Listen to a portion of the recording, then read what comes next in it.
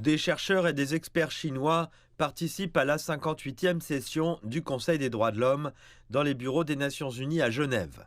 La délégation comprend 2 ONG chinoises, la Fondation chinoise pour le développement des droits de l'homme et la Société chinoise d'études des droits de l'homme. Ces 2 institutions assistent à des sessions sur les droits de l'homme concernant les handicaps, les enfants, le terrorisme et bien d'autres sujets. Je pense qu'aujourd'hui, il est très important de permettre à la société sociale, à la société civile, de participer à ce type de discussion lorsque nous discutons des questions relatives aux droits de l'homme.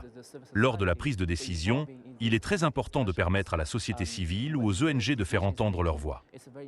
Certains membres de la délégation ont pris la parole lors des sessions principales devant les auditoires internationaux.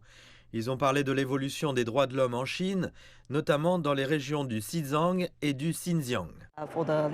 En ce qui concerne le système juridique, nous avons déjà mis en place un système juridique vraiment complet.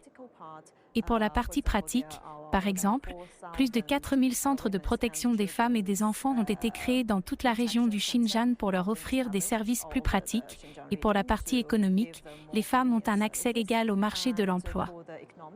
La délégation prend également une part active à certaines discussions et assiste à des événements parallèles.